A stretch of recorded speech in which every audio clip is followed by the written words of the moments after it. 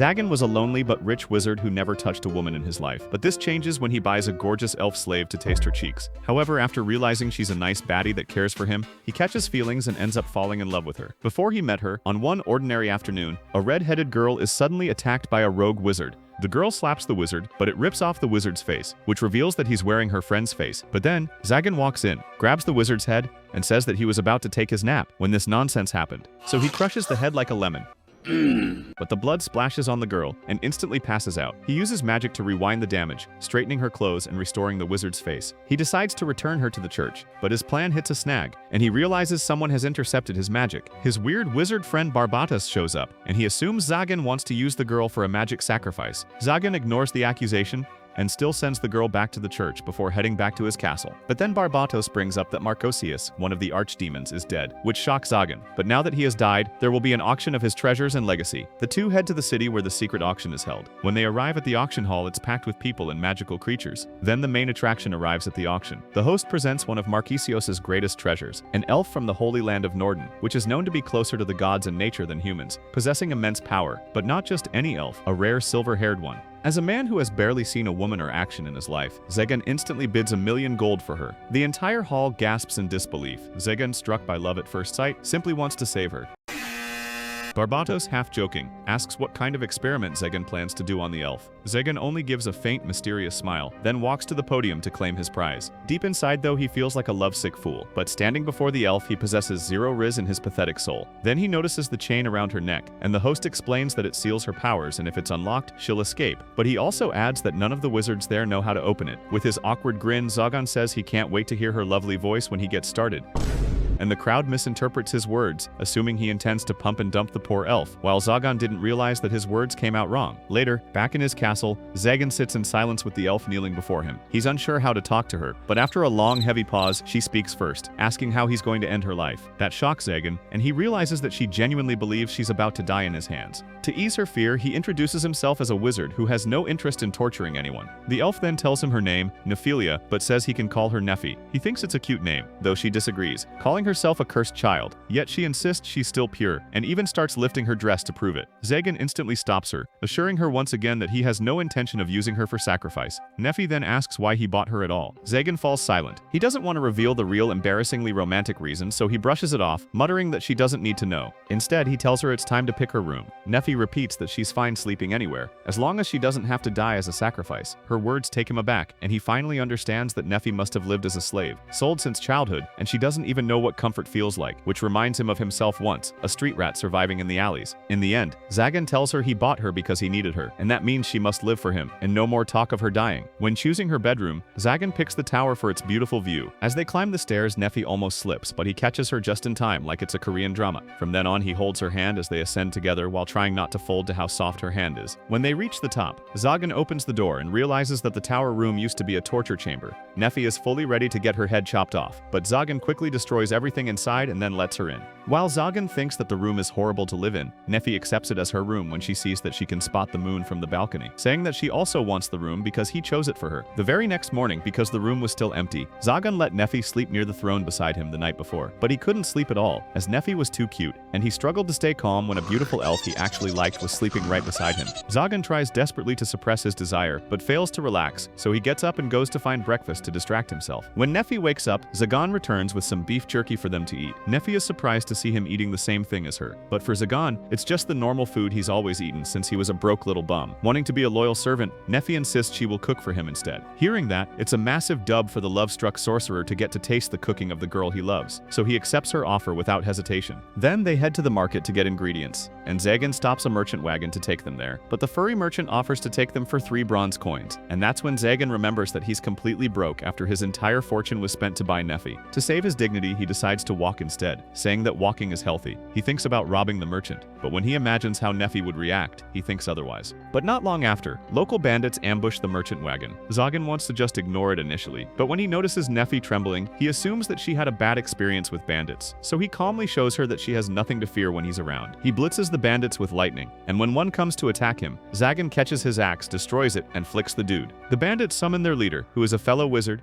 and he's surprised to see a wizard like Zagan being good people. The leader forms a blazing ring of fire through his magic circle, thinking it's enough for him to win, but Zagan simply steals it and turns it against him, overwhelming the entire gang. The bandits flee in terror, and the merchants, astonished, thank him profusely, never expecting a wizard could be this kind. The cat merchant rewards him with a bag of silver coins and offers him a guard job until they reach the city. Zagan is stunned by how much they pay just for kicking and punching bandits, but even more surprised to feel genuine appreciation for the first time. The merchants even compliment Neffy, saying she's lucky to have such a kind master. In the end, they travel together with the merchant. On the way, Neffy asks why he helps these people, and Zagan thinks this might be a good chance to impress her with kind words, but instead, he coldly says that these chumps need to know their place.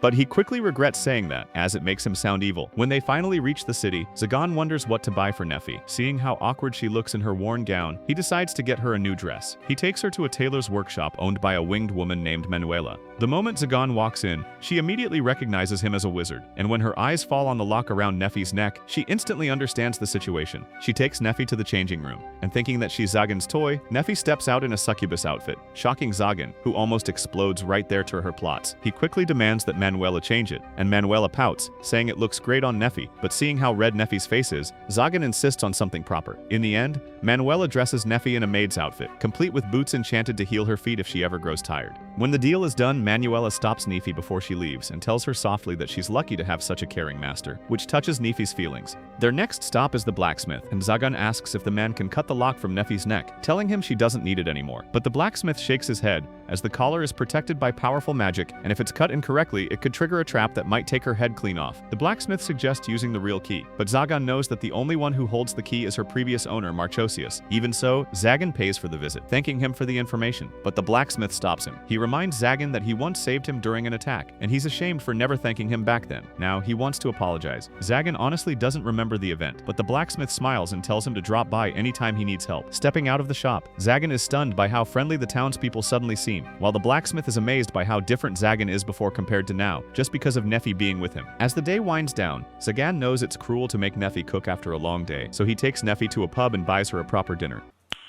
Nice. She asks if he's not scared of her running away if he takes off her collar, and while Zagan is a bit worried, he still wants to take it off her. Neffy then looks at her food and is deeply moved. She says this is her first real meal, and reflecting on his own past, Zagan finally realizes why he was drawn to her, and that is that they share the same kind of pain growing up. He encourages her to eat, but when she does, she struggles to use a fork, which flusters her, so she uses a spoon to eat a cherry tomato for the first time. She can't believe how tasty it is, but then, Zagan also fails to use a fork, and to his surprise, Neffy offers to feed him a tomato. Zagan starts folding, realizing it's the same spoon she just used, and blushes when he eats it. Neffy then says that since Zagan never gave her an order, she wants to do things that will help him, even when not asked, which Zagan accepts. Zagan then returns the favor, feeding her, which makes them both blush, but when they realize that other customers are praising them as a cute couple, they both quickly leave the place. Meanwhile, the red-headed girl from before is revealed to be a captain of the Holy Templar, Chastille. She's still haunted by what happened, unable to comprehend why a wizard like Zagan saved her life. When she recalls Zagan's sharp eyes, she senses the loneliness hidden within them. As she's lost in thought, the high priest arrives. He tells her not to worry, but says that her mission isn't over. After investigating the slain wizard's lair, he claims that Zagan is the one behind all the kidnappings. Chastille immediately denies it, saying Zagan isn't the culprit, but the high priest doesn't care. To him, even if Zagan isn't directly responsible, he's still a wizard, which is an enemy of the church. Determined to prove Zagan's innocence, Chastille takes on the mission herself. The following morning, Zagan dreams of a fragment of his past. When he was younger and about to be slain by a great wizard, he somehow managed to steal that man's magic. His dream ends abruptly when Neffy wakes him up, and for the first time he can greet her good morning, which is an achievement for him. Then when he gets to the dining room, the place is spotless. Neffy has cleaned everything and even baked bread for his breakfast, and Zagan is genuinely astonished by the miracle that has taken place inside his own home. Neffy's long ears twitch, and he realizes it's a sign of her happiness. Then, seeing only one plate and one chair on the table, Zagan asks if she's already eaten. Neffy replies that she only cooks for him. Not wanting her to starve herself, Zagan insists that she eat with him, by sitting on his lap like he's Santa Claus.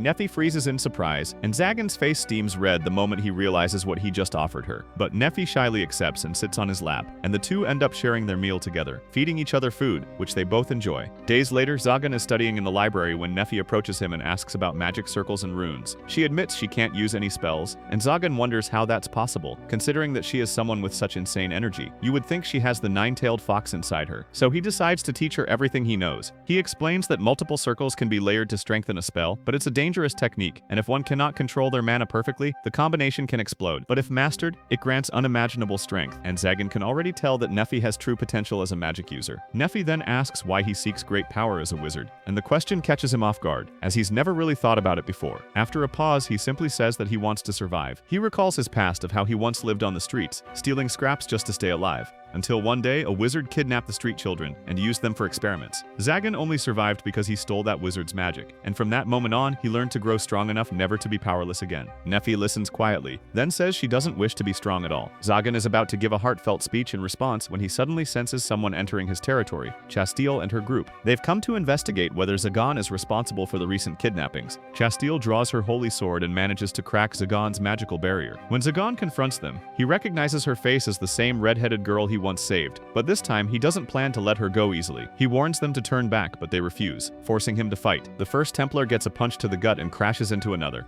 The blonde one lunges next, but Zagan slices through his sword with ease, flicks his head aside, and stomps him down. He declares that he won't end them, wanting them to spread word of his power instead. Chastile shouts that he's lying, knowing that he only says that to spare Nephi from seeing corpses. Enraged, Chastile attacks him at full strength, but Zagan refuses to harm her. Furious, she accuses him of disgracing his dignity by using magic. Zagan fires back, asking how she can condemn magic while using her holy power to attack those weaker than her. As for some people, like himself, magic is the only way to survive. For a brief moment, his words strike her, but she quickly shakes them off and continues her assault. Zagan's gloves tear apart as he catches her holy sword with both hands. Cornered against a tree, he braces himself when she swings, cutting straight through the trunk. At that close distance, Chastile whispers for him to play dead. She explains that the church plans to hunt him down, and if he doesn't die here, a far stronger Templar will come to hunt him. Zagan is stunned. Chastile's eyes soften as she tells him she has seen mercy in his gaze and has never forgotten the man who once saved her life. He knows that protecting a magic user is a grave sin for a Templar like her, yet her sincerity makes him genuinely consider her offer. Still, he worries about Nephi and how they would react to her. At that very moment, Nephi steps out of the castle. One of the Templars mistakes her for a threat and hurls a spear.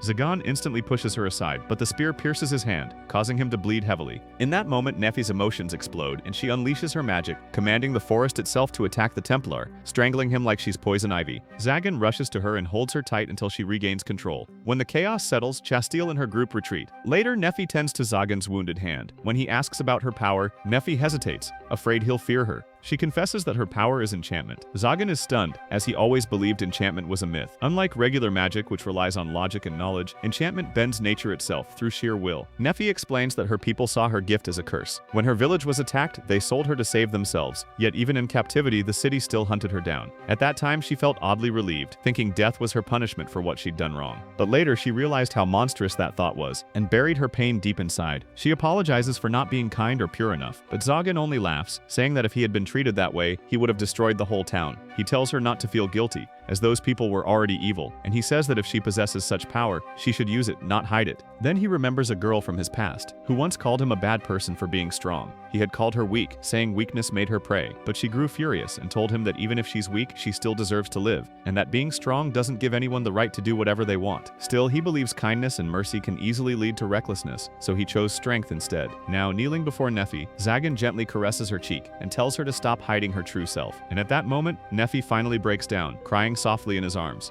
After she stops crying, Nephi apologizes for showing her weak side, but Zagan tells her that this is the first time he's ever heard her speak so much. Embarrassed, she blushes and tries to change the subject by asking about his hands. Zagan realizes he doesn't feel any pain, and when he unwraps the bandage, his hand is already healed. He realizes that it's because he touched her cheek, and her power must have healed him, so he thanks her for it. Later that same night, Nephi peeks out from behind a pillar and softly asks if Zagan wants to sleep with her. The question completely catches him off guard. With her flushed face and trembling voice, Zagan's mind runs wild, imagining something far more freaky. But his fantasy is shattered when Nephi clarifies that she simply wants to share her bed, since Zagan always sleeps on the throne chair. Realizing how pure she truly is, Zagan laughs awkwardly and says he's fine sleeping there, as it's his trophy after all. Already expecting that answer, Nephi sits down in front of him and offers her lap as a pillow instead. Zagan can't say no to that juicy offer. Gathering his composure, he lies down, resting his head on her smoother-than-butter thighs. When he looks up, his face meets a view so beautiful it almost makes his heart stop and his gun saluting. In the calm silence, Zagan asks why she's doing this. Nephi smiles gently and says she wants to thank him for letting her live with him, and for allowing her to use her power freely. Zagan reaches up, touches her face again, and asks if she wants to explore her enchantment abilities further. He has seen how even with the cursed lock she still holds great power, and if she learns to control it she can protect herself. Nephi hesitates, doubting herself, and she wonders if she can truly do it, or if she can be useful to him. Zagan reassures her with quiet confidence, saying she can become stronger than him, and she has nothing to fear. Encouraged by his words, Nephi finally agrees to train her power so she can help him. Zagan falls silent, as he never imagined Nephi would one day become his student. But as the quiet stretches on, Nephi brings up his old story of the girl who once called him a bad guy. She says that even though he hides it, she knows it must have hurt. Then she gently hugs his head and promises never to forget how kind he is. At that moment, Zagan sheds a tear in secret, wishing he could feel this comforting warmth forever. The next day, Barbados pops up for a visit, asking about the Templar's attack and about Chastille, who wielded a holy sword. Zagan admits she was strong, which makes Barbados laugh. But when he notices Nephi's face, he leaps from his seat in shock, asking why she's still alive. Zagan tells him that he isn't like him, and he introduces Nephi to Barbados as his student now, since she holds immense energy and may be capable of mastering powerful spells. Barbados hadn't considered that and praises the idea, calling Nephi a living weapon. Then he asks if she was the reason the Templars fled, and Zagan casually admits it. Barbados presses further, asking if Zagan intends to claim the empty throne. Zagan admits that the thought crossed his mind, just so no one can ever touch Nephi. Yet he knows that with only 10 years of experience, he could easily lose to those who've lived 100 years as wizards or witches. But still, as long as he's alive, he'll keep striving for it. Watching Zagan's affection toward Nephi, Barbados sighs, loses interest, and decides to leave. Zagan wonders what's gotten into him, while Nephi remarks that Barbados seems like a good friend to him. The word friend lingers in Zagan's mind, as he's never really thought about having one. Shaking the thought away, he decides it's time to begin Nephi's training. From that day forward, Nephi studies magic in between her chores, slowly showing more emotion whenever Zagan praises her cooking. When they practice enchantment, she struggles to control her power, but her magic circles grow more refined each day. Then, one morning, a formal invitation arrives from the 12 Dark Lords, summoning Zagan to the Great Hall. On the promised day, Zagan travels to the secret castle hidden beneath the city, where the 12 Dark Lords await. When he steps into the Grand Hall, murmurs fill the air. The others are shocked that the candidate for the empty throne is so young. Zagan glares and tells them to speak their purpose or he'll walk out. One of the lords laughs at his pride, then steps forward, declaring that Zagan is now chosen as the 13th Dark Lord. He presents the mark of the Dark Lord, explaining that to take the throne, Zagan must accept it as the others have. Zagan feels the overwhelming surge of power radiating from the mark, an energy identical to what he senses in each of them. He asks why they chose him when others are far stronger. Another lord answers that although Zagan possesses immense power, his true gift is survival. The first wizard he ever ended, Andras the Cursed, was no weakling, yet Zagan defeated him at such a young age. They add that his ability to memorize magic circles and master them instantly makes his magic both terrifying and unique. Another lord adds that Zagan's strength deserves both awe and fear, as when Zagan steals another's power, no one can stop him. They continue to glaze Zagan, saying that he can always decide to end them and no one can escape. He could make every lord kneel before him like a true tyrant, and that is why he's chosen as the 13th Dark Lord. Zagan listens quietly, wondering if he could steal all their power if he wished. A woman among them warns that he could, but the gain would be far less than the loss, and that reminder instantly brings Nephi to his mind. Another lord speaks, saying that the wrath of the Dark Lords is not limited to destruction, and they could erase everything he holds dear, even his very existence. He adds that there is no peace in this path, and to be a Dark Lord is to be followed only by darkness. Zagan chuckles at their words. For him, he's already lived through hell long before becoming a wizard, knowing that in this world there are only two choices: live as the devil or die. Zagan chooses to live, and accepts his role as the 13th Dark Lord, but only under one condition. Later, after the ceremony, Zagan returns to his castle. Nephi is busy in the kitchen when he walks in with a heavy expression. He tells her the truth that he's now the Dark Lord, and with that power he can finally unlock her cursed chain. Then Zagan sets Nephi free, saying that as a Dark Lord he doesn't need her. Suddenly, Nephi soon finds herself alone in a dark alley. She remembers the dinner she was cooking, the warmth of his home, but when she looks at the open chain around her neck, she remembers painfully Zagan's words and how he let her go. Later, Chastille finds Nephi and sees that the elf is still in shock. Chastille kneels beside her and gently asks if she's all right, but Nephi, her mind lost in despair, offers her life to the Templar. Even Chastille is frightened by Nephi's strange reaction. The scene draws the attention of bystanders and murmurs spread. Everyone knows Nephi has been living with a wizard, and now they assume Chastille is bullying her for that reason. The seamstress Manuela steps forward, standing between them and scolding Chastille for being heartless toward a helpless girl. Chastille bursts into tears as the misunderstanding grows worse. Even when Nephi explains that Chastille hasn't done anything wrong, The Templar can't stop crying. Later, the three women sit together in a nearby pub. Chastille apologizes for her reaction, and Manuela curiously asks how she knows Neffy. Chastille admits that it's because of her mission. Neffy quickly adds that Chastille isn't to blame, and the one who hurt Zagan was another Templar named Torres, who was traumatized after Neffy's tree attack. When their food arrives, Neffy realizes she has no money to pay. Manuela kindly offers to cover the meal but jokes that Chastille must pay for the drinks. Chastille is about to complain when Neffy suddenly bursts into tears, overwhelmed by memories. Neither Chastille nor Manuela expects it. Through her tears, Neffy cries out, wondering why Zagan threw her away like this. Manuela, acting like a big sister, gently comforts her until Neffy can finally explain her story. Chastille frowns and says Zagan sounds like he's been using Neffy, but Neffy immediately cuts her off with a cold, serious glare, saying Zagan would never do such a thing. Manuela asks if anything strange happened before he sent her away, and Neffy remembers Zagan mentioning that he had become the Dark Lord. Manuela explains that their city is ruled by the 13th Dark Lord, Lord Marchosius, but since his death, countless misfortunes have plagued the land.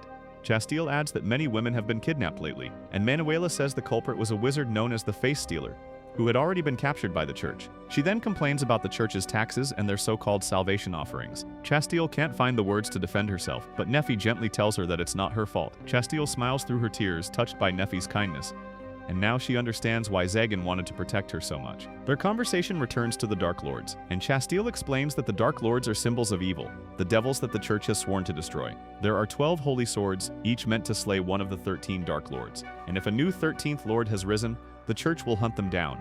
Neffy quietly realizes that this must be why Zagan set her free. Chastille then asks if Zagan is skilled in magic, and whether he would ever use human sacrifice to strengthen it. Neffy immediately shakes her head, saying that Zagan has never shown interest in weak people, and the only time he attacked others was when he despised their cruelty.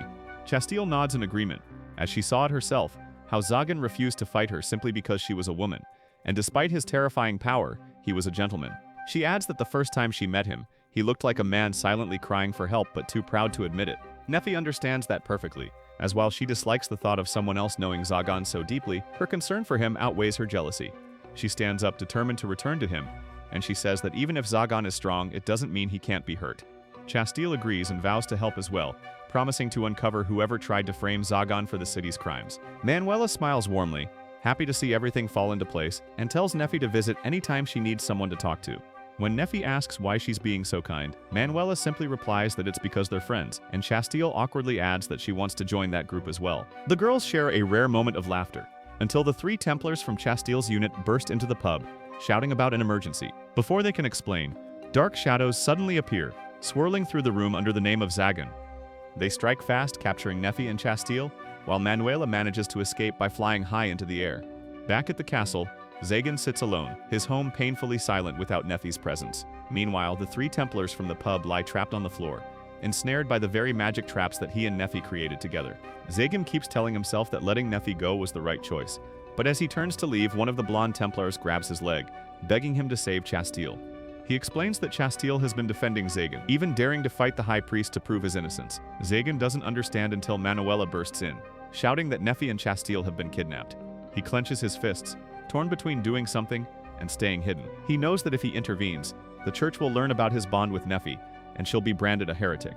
But before he can hesitate further, Manuela yells at him. She tells him Neffy truly wants to stay with him, and demands how he can be so heartless. Her words strike deeper than any blade, as after everything he told Neffy, she still wants to be with him. That realization clears his mind, and he admits she's right about magic users being selfish. But he admits that he is selfish too, as Neffy is his, and anyone who dares to touch her will pay with their life. With that, Zagan rises, his eyes burning with fury. Manuela joins him, along with the three Templars, ready to rescue Neffy and Chastille. When she asks if he knows who's behind the attack, Zagan lowers his gaze and says he can guess with a heavy heart. Elsewhere, deep inside a cave, Neffy awakens in chains beside Chastille. The curse on the shackles is strong, draining her energy and sealing her power. From the shadows, a familiar voice echoes, and Barbados steps into the light. Neffy stares at him in disbelief and demands to know why, knowing that he was supposed to be Zagan's friend. Barbados laughs cruelly, saying that he never considered Zagan a friend. He tells her that Andres, the first wizard Zagan ended, was his own mentor. Barbados claims that everything Zagan owns now should have been his, from the wealth, the power, the knowledge. He admits that the kidnappings were his doing, as he let a lesser wizard act under Zagan's name to frame him. But the plan went wrong and everything spiraled out of control. Chastille snaps, calling him a monster. But Barbados smirks, saying sacrifices are necessary. He wants to prove to the 12 Dark Lords that he deserves a seat among them. Now with Nephi, the rare elf, he plans to use her as a sacrifice to open the forbidden portal. But Nephi glares at him and says Zagan has already been crowned the 13th Dark Lord. Barbados freezes in disbelief, and rage consumes him. He screams that Zagan has stolen everything from him, and drags Nephi toward the glowing magic circle. Nephi feels the pull of the curse and believes this may be her end. But when she remembers how only Zagan ever saw her as a person, and not a tool, something ignites inside her. She shouts that she belongs to Zagan, and no one else can touch her. Furious, Barbados raises his hand to strike her, when suddenly, the cave erupts in an explosion, and Zagan arrives. Barbados immediately realizes that his tricks have been discovered, and he demands to know when Zagan figured it out. Zagan answers coolly that it was simple. He reveals that it makes no sense that the face-stealer wizard somehow managed to step into his powerful barrier, knowing he's a weak turd who begged for mercy and died easily. So Zahan realizes that the only person who would dare cross his barrier was Barbados. But the real giveaway came when Barbados checked on him after hearing that he had been attacked by a holy Templar, and it was obvious. But what truly enraged Zahan was that Barbados dared to harm Nephi, and that was something he could never forgive. Without hesitation, Zagan moves swiftly, attacking Barbados's hand and leg to paralyze him. He immediately breaks Nephi's chains and asks if she's alright. But Nephi turns the question back on him. For the first time, she speaks honestly, and she says she hated seeing him sad, and if he truly thought she was useless, she would have accepted leaving. But she couldn't bear the thought of his lonely face, and she didn't want to see Zagan alone. Zagan's heart aches, and he pulls Nephi into his arms, apologizing for abandoning her. But their tender moment is shattered as Barbados summons a swarm of massive magic circles for a counterattack. Still, Zagan remains calm, revealing that he had already corrupted Barbados's magic energy earlier. Barbados, furious, accuses him of stealing that trick from Andras. Zagan corrects him, saying that it was a technique he mastered before ending Andras. Back then, he could only draw magic circles with blood, and when Andras tried to use him as a sacrifice, Zagan had already drawn a hidden circle on his hand. And because Andras used the same spell, Zagan managed to steal his magic in a single instant. Driven by rage, Barbados conjures every magic circle he can remember, but Zagan effortlessly steals them all. He explains that his power comes not from luck, but from tireless effort. He studied endlessly, reading every book in the library until people began to avoid him. But only Barbados stayed, and he thought he was a friend, but Barbados was merely curious about the kind of person he truly was. Zagan answers that question proudly by showing off his mastery over Barbados's stolen magic, and as the newly crowned Dark Lord, Zagan declares his title, Zagan the Wizard Slayer. His words are followed by a massive wave of destruction from his upgraded magic circles. Barbados collapses, blood spilling from his mouth. He realizes that even if he became one of the Dark Lords, he could never surpass Zagan. Gasping for breath, he apologizes for his arrogance, even playing the friendship card in desperation. Zagan steps closer, and with his eyes cold, he says that Barbados is not his friend before slamming his magic-charged fist into him. But it only landed on the ground beside Barbados's face, traumatizing him. Barbados laughs wickedly as he stands tall, declaring that he was joking and refuses to take Barbados's life. Barbados calls him a fool for that. But Zagan says that he will break boundaries and not live by their wizarding rules anymore. Suddenly, the ground shakes violently. Zagan asks Barbados what he did, but Barbados says that this is not him. Zagan realizes the punch he delivered activated Barbados's magic, and Barbados reveals that he was trying to summon a real demon. Then, a massive demon begins to awaken, and everyone braces for the worst. As Zagan looks at it, he feels the immense aura it carries, and he realizes that he can't win despite his best efforts. But when the demon takes full form, it doesn't attack. Instead, it kneels before Zagan, recognizing the presence of its lord, surprising everyone. Zagan is confused about what's happening, but calmly orders it to return to its realm, and it surprisingly obeys him. As the demon fades, the cave begins to collapse, and Zagan drags everyone to escape. Outside, the three Templars wait at the cave's exit, overjoyed to see Chastile safe. Torres remarks that this might be the first time they've left wizards unharmed, and Zagan exhales deeply and lets them go. Manuela leans close, thanking Zagan for saving them. As for Barbados, he accepts his defeat and leaves, just as Zagan commanded. Finally, only Zagan and Nephi remain. Nephi speaks first and, with full conviction, says that she wants to stay with him no matter what happens. Zagan kneels before her, and he tells her he doesn't want to be called master or daddy, but he wants something more. Then, unable to hold back his emotions, he rises, grips her shoulders, and declares that she belongs to him forever, even after death. Nephi smiles warmly and accepts. She even holds up her old chain, saying that even though it once symbolized slavery, she wants him to put it on her, as it now represents the start of their bond. But when Nephi asks what their relationship is, Zagan folds to pressure, because even with all his power, he still doesn't know the right word for love. Days pass after that moment, and Chastile decides to return her holy sword. She feels she doesn't deserve to wield it anymore, knowing she wants to help Zagon, the church's enemy. The high priest accepts the sword and informs her that she will face punishment. But the real issue lies with the sword itself. The holy sword chooses its own master, and it feels wrong that one of its chosen bearers is now being punished for aiding a wizard. Out of respect for her service, the high priest promises to defend her and ensure her punishment isn't severe. However, another one of the strongest holy Templars, Raphael Hirondelle, is coming to visit their city. No one knows his purpose, but Chastille already fears that he might be the one assigned to deliver her judgment. Meanwhile, Zagan is buried in his library, searching for any information about the power of the Dark Lords and their connection to demons. But no matter how many books he reads, he finds nothing that answers his questions. Suddenly, Nefi walks in, trying to surprise him, but he already senses her presence. He lets Nefi do her thing, but due to the height difference, she fails to surprise him and gets flustered. She smiles and tells him she's worried about him overworking himself, and Zagan struggles to hold it together against this adorable creature. She reveals that she made him lunch using one of Manuela's new recipes. She reveals that Manuela taught her multiple recipes, and when they try them, they are in awe at how they taste. She adds that she made pudding, and explains that it is made using eggs and cream, which Zagan has no knowledge about. When Zagan looks at the pudding, he's confused about how to eat it. Nefi tells him to use his spoon, and when he does taste the first spoonful, he is amazed by how tasty it is and how much he doesn't know about flavors. Suddenly, a tremendous crash shakes the castle. His barrier shatters, and a massive dragon bursts through. It's Valfor. As she walks in with his heavy voice, he challenges Zagan, but Zagan tells him to stay put, as he wants to finish his pudding, but Valfor takes it as an insult and attacks. That angers Zagan, as it ruins his dessert. So he retaliates instantly, blasting Valfor across the room. When her helmet falls off, Nefi is surprised to see that it's not a monster at all, but a girl. Realizing that he could piss off the feminists watching the video, Zagan gags in embarrassment and quickly carries Valfor to a guest bedroom so she can rest. Then Valfor wakes up and immediately tries to attack Zagan again. But Zagan catches her with ease, telling her to thank Nefi, because if she were not here, he would have yeeted her head like basketball. Valfor asks why he spared her, and he simply says that it's because of Nefi. He then asks why she attacked, and she insists she must grow stronger, declaring that as a dragon, she will slay him, as he is the one known as the Wizard Slayer. Zagan, unable to neutralize her raw power, finds her determination oddly familiar, as it reminds him of his younger self. So, instead of punishing her, he pretends that helping Nefi for a week will serve as her punishment. That way, he can teach her right from wrong in a way she might actually understand, and if she still turns out bad, he figures it won't be his fault.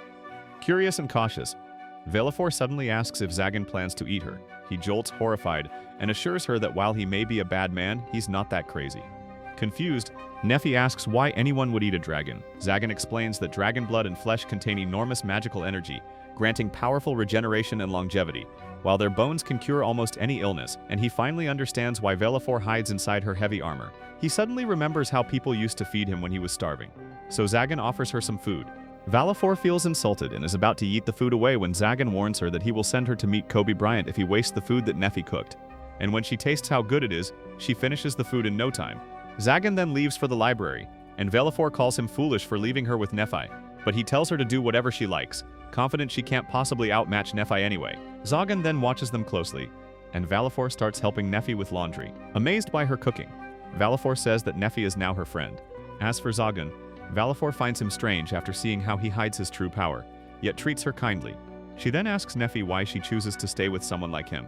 Nefi smiles softly and answers that while Zagan bought her, he never once treated her like a toy, and he accepted her and treated her like a normal person. Those words strike something deep in Valfor, something she's never experienced before. Days pass as Valfor settles into life with them, working hard alongside Nefi without a single complaint. One evening, while Zagan continues his fruitless search for the true Demon Lord's whereabouts, Valfor calls him to dinner. He joins her casually, but she warns him that he should watch his back, as one day she might attack him from behind. Zagan just smiles, reminded of Barbados, and he tells her she's free to try, but if she loses, her chores will double. At the dining table, Valfor shyly apologizes for her attack on the first day. Sensing that she's finally calming down, Zagan decides to bring her along when he explores the Dark Lord's castle. But Valfor suddenly gets angry, demanding to know why he trusts her so easily when she's a dragon. Zagan replies that he doesn't care if she's a dragon or anything else, as in his home, she's just a girl, and she's free to act like one. Those words stop her cold, as no one has ever treated her like that. Overwhelmed, Valfor begins to cry. Zagan awkwardly pats her head, telling her not to get tears in Nefi's food. She nods through her sobs and insists that from now on, he can be her friend as well. Later that night, Valfor falls asleep, still holding her spoon. When Zagan tries to take it away, she grips his finger instead, murmuring in her sleep about her father. Nephi watches the two of them quietly and smiles, saying that it looks like they just had a kid. Their faces flush bright red, and without a word, Zagan and Nephi reach out and hold each other's hands. From the day Valfor begins working at Zagan's castle, she keeps a journal, writing down everything she learns about cleaning, laundry, and cooking. But what concerns her most is Zagan and Nephi. She once saw Nephi quietly watching Zagan's sleeping face while talking to herself like she was planning to tell him something. And another time, she saw Nephi sitting on his lap while they studied together in the library. They separate awkwardly the moment she appeared. But whatever it is, Valfor feels warm being in this place. The next day, Zagan and Nephi bring her to Manuela's shop. The two buy Valfor a cute coat and she loves it. Then, as they walk through the market, Valfor holds Zagan and Nephi's hands, just like she's their daughter, and Zagan can't help but feel protective of her. Not far away, Chastille strolls through the market, thinking about all the equipment she returned to the church. She did so because she knows her wrongdoing for defending the Dark Lord. Still, she knows Zagan is a good person, and she doesn't want him separated from Nephi, as they would make a wonderful little family. Then, the real Zagan and Nephi appear right in front of her, with a little girl between them. Chastille is stunned, unable to believe that they already clapped and had a kid. Zagan quickly explains that his pickle hasn't gotten wet, and the child isn't theirs. He introduces Valfor and tells her that Chastille is their friend. But before the moment can settle, 3 Templars arrive and seize Chastille, saying the High Priest demands her presence. Valfor is ready to attack, but Zagan stops her, saying that the people in the market are Nephi's friends, and Valfor cannot cause a scene. Later, when Zagan arrives at the Dark Lord's castle, Valfor senses a familiar energy from inside, like a dragon that used to live inside. Zagan tells her to investigate and take anything that might be connected to dragons. The exploration begins.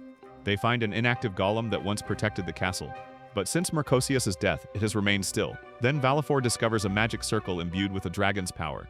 Zagan pats her head, and Nephi does the same to her. Valfor then opens a secret door from the magic circle, but during it, Zagan notices Nephi blushing like she wants something, and realizes she wants a head pat as well. So Zagan pats her, and Nephi's ears twitch with excitement. Then the secret door opens, and they descend to a hidden dungeon. At the bottom lies a secret library. Zagan instructs Nephi and Valfor to search for books about the Demon Lord or the demons. As they search, Valfor, having watched Zagan and Nephi's closeness, asks how he can know what Nephi wants earlier. Zagan replies that he can already guess it, and Nephi gives him hints. Valfor wishes to be like that someday, and Zagan understands what she means and tells her she has plenty of time. Moments later, she spots a book about the 12 holy swords. Zagan is thrilled and quickly reads it. He studies the runes and sees that the mark of the holy sword and the Dark Lord's mark look strikingly similar. He knows that if he can uncover their history, he may learn the truth about the Demon Lord. Meanwhile, at the church, the famous Templar Raphael arrives. Chastille is called to greet him. Raphael wastes no time on pleasantries, and he immediately asks how many witches or wizards she has slain. Believing he intends to execute her, Chastille cautiously answers that she never keeps count. Raphael laughs loudly, impressed by her boldness, as it's been ages since anyone spoke to him so directly. But his tone quickly hardens, telling her to keep that pride for the afterlife. Her 3 knights try to protect her, but before anything happens, the High Priest Clavwell intervenes, scolding Raphael for his harsh words. But Raphael insists he has no business with the priest, unless it concerns Chastille's holy sword. He says that the sword chooses its owner, and cannot be used by anyone else while the owner lives, so Raphael says that he should cut her head. He adds that Clavwell has no right to keep it, and he should return it to Chastille. However, Chastille believes that using the holy sword for her own needs would make her no different from those heartless magic users. Raphael is taken aback by her pride and stubbornness, but still respects her resolve. In the end, Clavwell returns the sword to her, entrusting her with her own judgment and decisions. But Chastille quietly wonders why Raphael is helping her at all. That night, after his defeat, Barbados takes Zagan to a pub for drinks as the agreement to let him live. He wants to know if Zagan truly has a child or if he kidnapped one, and who this girl really is. Zagan answers that she's someone both of them know. Puzzled, Barbados guesses it might be Valfor, but dismisses it. He laughs, realizing Zagan has actually adopted a child. Their conversation shifts to Raphael the Great, who has just arrived in the city, and Barbados warns him that Raphael is targeting Zagan's head. Rumor has it he once ate a dragon's flesh, which granted him immense power. Zagan's expression hardens, as Valfor once said her father was slain by a Templar, and this could be the same man. And just as Barbados grows drunk, the tavern door opens. Raphael walks in and stands behind them with full bloodlust. Raphael gives them a deadly smile, which causes the bartender to collapse, and Barbados is about to attack the old man. But Zagan stops him, saying that he doesn't sense any malicious intent from Raphael. So Zagan and Raphael take a seat in the corner. Raphael says he came to meet the wizard who saved Chastille, his comrade. Zagan asks if Raphael is fine with letting 2 wizards walk freely before him, and Raphael replies that he only slays flames before they become wildfires. He then asks if Chastille was ever a worthy opponent to Zagan, and Zagan admits that she gave him more challenge than anyone ever could. Hearing that Raphael decides to slay her, and he mentions that Chastille was supposed to hunt Zagan, but her position as a Templar is now gone, because she let him go, which made her a threat to the church. Zagan realizes Raphael has come to confirm whether his connection with Chastille is real, so he can use it against her later. He warns Raphael not to do anything foolish, saying Chastille is adored by the townspeople, and this city belongs to him. Raphael simply laughs and says Zagan is just as he expected before leaving. Zagan orders Barbados to follow Chastille using his shadow powers, and in return, Barbados can borrow any book he wants to study. When Zagan returns home, Nephi is waiting for him. While Valfor is asleep on her lap, Nephi says it was Valfor's idea, and the girl worked hard today, moving all the books from the Dark Castle to their library. Nephi mentions that she knows how Valfor also told him she wants to spend her life with him, but is a bit sad that she couldn't do the same. Zagan assures her that she will be with him as well, and that makes Nephi happy to know that he promised that they will all stay together. In that perfect moment, Zagan leans closer, his hand brushing Nephi's face, and everything feels right for a kiss, but Barbados suddenly emerges from the shadows. Furious, Zagan nearly curses him for interrupting, unless the report is important. Barbados says it's urgent, and he carries in Chastille's unconscious body, saying that she's been poisoned. Zagan and Nephi rush to her side, which wakes Valfor. When she spots the holy sword, anger floods her. She activates her dragon arm, ready to attack any Templar in sight, but Zagan stops her. He tells her that Chastille is a friend, and not the one who took her father's life, so ending her would be meaningless, and if Valfor seeks revenge, she must strike the right person. He says that murder isn't the best way, while torture is far more fitting, and he promises to teach her how. Nephi and Barbados exchange uneasy looks at his words. Later, Chastille wakes in Nephi's bed, where Zagan is waiting on her, reading a book. He tells her she was poisoned, and asks what she remembers. Chastille recalls receiving a letter from a man in a knight's armor who hid his face. He said he supported peace between wizards and the church, but if Chastille followed his instructions, she would be defying Clavwell. Still, the man didn't pressure her to join him immediately. He mentioned one name, Orobus, and told her to remember it for her safety. When she returned home, she found tea already prepared. After drinking it, she collapsed from the poison, but it was then that Barbados showed up. Zagan asks if she suspects anyone, and Chastille thinks of Raphael. But Zagan disagrees, saying Raphael would have finished it with a sword, not poison. As he stands to leave, Chastille asks him to stay. Zagan tells her to ask Nephi instead, implying he shouldn't. She understands the meaning behind it and apologizes. Yet he doesn't want to wake Nephi, so he turns his chair to face the door, keeping watch. Chastille quietly understands her place, as she doesn't want to ruin what Zagan and Nephi have, and she only wants to see them happy. The next morning, Chastille receives a maid uniform identical to Nephi's. Zagan allows her to stay, but says that doesn't mean she can relax as a guest, and Chastille complains that she's never done housework before. When she meets Valfor, the girl gives her attitude, warning her not to get too comfortable around Zagan and Nephi. Valfor even calls her the side hoe, before running off. Zagan explains that Valfor despises Templars for taking her father's life, so Chastille must understand her bitterness.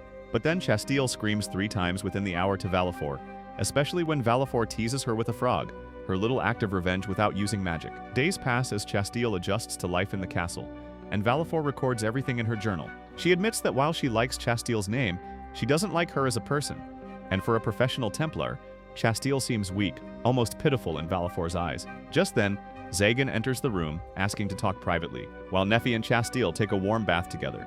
Chastille comments that the tub is quite spacious, and Nephi replies that Zagan built it himself so it could fit more than one person. Chastille's mind wanders to steamy thoughts, and Nephi blushes when she realizes what Chastille is imagining.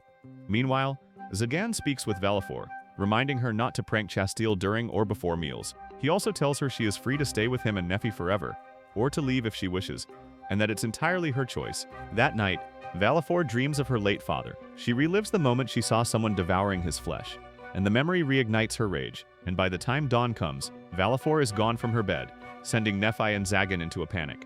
Before leaving, Valfor writes in her journal, saying she feels happy when Zagan asks her to stay in the castle. She learns that in this place there are only warm feeling. She enjoys the sweet and gentle attention that Zagan and Nephi give her, but if she chooses to stay, her revenge for her father's death will be forgotten, and she still doesn't want that. Valfor leaves, hoping that Zagan and Nephi will understand her and wait for her. Valfor travels to the Dark Lord's castle, seeking something useful for her revenge, but Raphael stops her before she can enter. Valfor senses the presence of a dragon within him. Then she remembers that Raphael is the one who slew her father and ate his flesh that day. Filled with rage, Valfor leaps to attack Raphael, and the old man is ready to cut her down. But Zagan arrives just in time to stop Raphael's strike. He tells Valfor she can do whatever she likes, but not at night, and Zagan luckily has Barbados, who can travel through shadows, allowing him to arrive in time. Valfor cannot understand why Zagan still wants to help her, but he simply says that he understands, and there is nothing to worry about. Valfor apologizes like a lost child, and Raphael is surprised to see a wizard helping a stranger, but Zagan corrects him that Valfor is his daughter. As a man, Zagan stands tall, ready to fight Raphael, while Raphael activates his sword, and a holy flame bursts from it, cracking Zagan's magic circle. He says that his blade has slain one Dark Lord before, and he believes he can do it again. Valfor asks why Zagan must be this serious, and he replies that it is to teach her how to take proper revenge by making the opponent use all their energy until they are desperate. Then, with his newly upgraded magic circle, Zagan attacks Raphael, and the holy flame cannot break through it. Zagan has learned from his past battle with Chastille, so he created a new magic circle that regenerates by absorbing all the surrounding energy, making it unbreakable. Zagan endures 3 attacks from Raphael's holy flame before it vanishes, and now that the flame is gone, Zagan unleashes his other magic against Raphael, sending him flying. Zagan initially believes that he has already won, but then Raphael stands, proving he's not the average knight. Back at the castle, Chastille walks to the throne hall, where Nefi waits beside the Barbados portal. Chastille wants to help, but her ideology holds her back, as she was once a Templar, yet now she wields her holy sword to aid a wizard again. She feels selfish, and Nefi notices her troubled expression and asks if she's alright. Then she pulls Chastille into a warm embrace, and that's when Chastille breaks down. Chastille doesn't know why she keeps fighting alongside a wizard when she's supposed to serve the church, but she knows she wants to stand with Zagan. When her tears are spent, Nefi gently caresses Chastille's cheek with a smile, saying she's glad that others understand Zagan. When Chastille regains her resolve, she leaps into the portal, ready to fight for what she believes in. Back on the battlefield, Zagan is surprised that Raphael can still move. Then he sees the old man's wounds regenerating, and he realizes Raphael has consumed dragon flesh. Zagan tells Valfor to think of a suitable punishment for him, but Raphael doesn't understand why Valfor hates him, as they have never met. Then she mentions her father's name, Orobus, the wise dragon, and both Zagan and Barbados recognize the name immediately. Valfor explains that her father always helped those in need, and one day, a group of Templars came asking for his aid. He left without hesitation and didn't return for a week. When Valfor finally searched for him, she found her father lying dead, a holy sword in his neck, and Raphael devouring his flesh. Valfor has hated humans ever since, though her father was a kind and selfless being. When Raphael learns that Valfor is Aratus's daughter, he attacks, seizing Zagan. Valfor retaliates, forming an explosive magic circle and firing it at Raphael. The blast is enormous, but Chastille appears just in time to stop it and block Raphael's sword. Zagan demands to know Raphael's true purpose, especially after sensing his bloodlust vanish upon hearing Orobus's name. Chastille quickly stops Zagan, and she recalls the mysterious figure who once spoke to her in secret and mentioned Orobus, and she believes that person was Raphael. They demand Raphael explain himself, but before anyone can answer, a giant golem bursts from the cave, absorbing energy from its surroundings.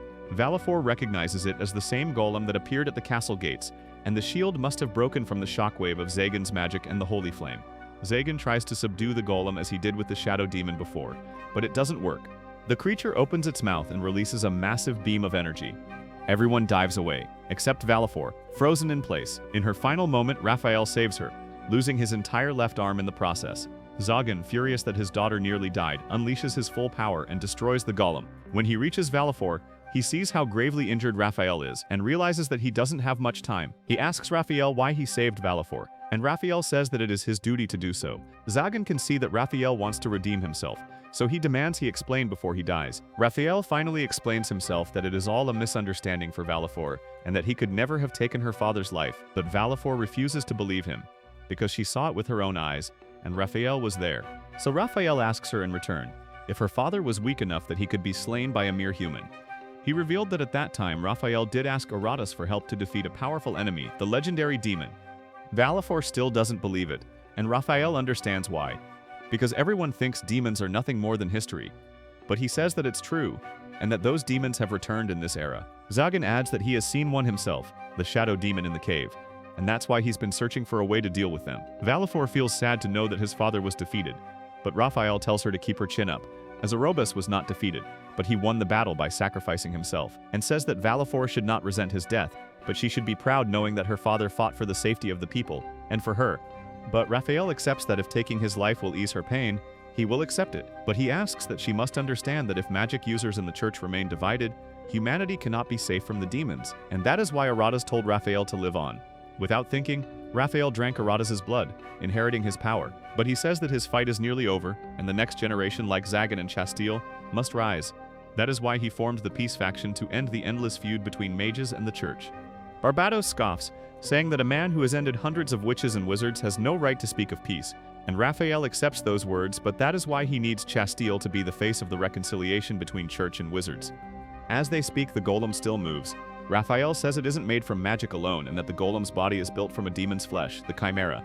He recognizes it as the corpse that the late Marchosius brought here and reawakened with magic.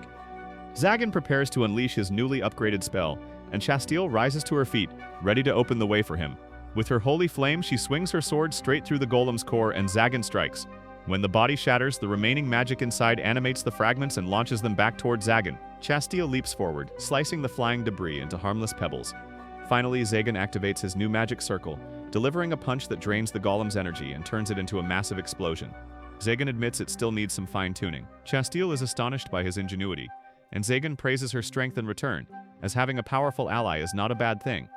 Then Valfor calls out to them as Raphael's condition is worsening. Zagan tries to heal him, but can't make any promises, as Raphael's regeneration is failing. Before he fades, Raphael tells Chastile that she is truly the new hope, and that his soldiers will follow her.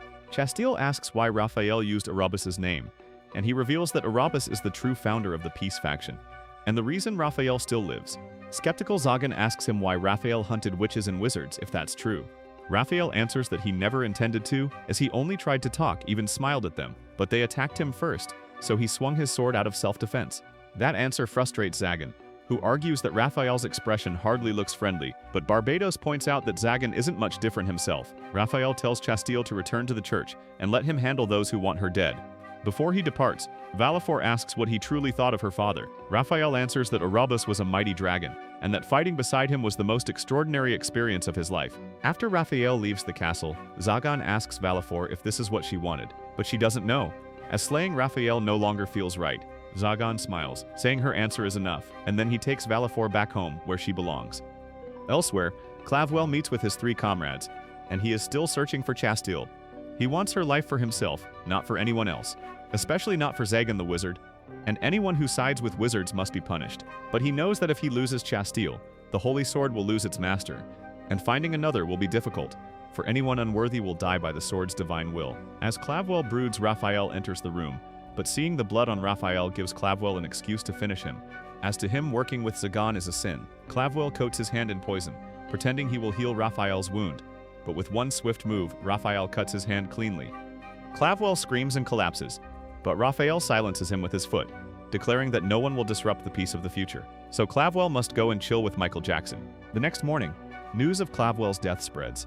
Chastile already suspects he was the one who poisoned her, and knowing how strict Clavwell was, she decides to return to the church to restore order. She then confronts Valfor, and is happy that they finally make amends, which makes Chastile cry. Now that Zagan and the others have accepted her, Chastile promises to create a world where witches, wizards, and humans can coexist. She is about to depart when Raphael praises her. Shocked, she realizes he's still alive and now works as Zagan's butler. Raphael explains that he originally came to the castle to receive Valfor's judgment, but she asked him to work with Zagan instead, so he could help her too, and as a gift, Valfor crafts him a new armored arm to replace his severed one. Seeing how oddly cheerful this family is makes Chastile realize she isn't truly part of it, but Zagan tells her the door will always be open for her. When they send her off, Zagan asks Barbados to follow her for a while to ensure she can manage. Seeing him show such concern for Chastile makes Neffy a little jealous. She grabs his arm for attention, and Zagan understands that she's expecting something. So, not wanting to disappoint, he pulls her into a hug, rizzes her up, and apologizes for leaving her the night before. Another day begins, and Valfor writes in her journal about her new beginning. She writes about the time when Zagan and Neffy welcomed her as part of their family, and about Raphael and Chastile, who saved her with kindness she never thought she'd receive. Valfor wishes to repay them little by becoming stronger. On the last pages, she recounts stories of the family's new members. Raphael, the former Templar she once suspected of slaying her father, but who turns out to be a good man who deeply respects him. He's also an excellent cook, especially skilled at making sweets, though he always ruins the moment whenever she wants to see Zagan and Neffy together. Like when Raphael makes macarons, Neffy is about to feed Zagan herself, and Valfor eagerly watches, but Raphael always finds a way to cover her eyes or distract her, and he insists it's too soon for her to see such things. Today Chastile is coming for a sleepover, so Neffy takes her to the market for groceries. Everyone in the city smiles at them warmly, and before heading home, Neffy stops by Manuela's shop to thank her, gifting her a box of macarons as gratitude for all her help. Manuela is delighted and in return asks Neffy to try on her new dresses. Zagan wants to object, but knows he can't win against Manuela, so he retreats. There, he notices a phonograph on the counter. Manuela explains that some kids from the alley found it, but no one wanted it, so they left it with her.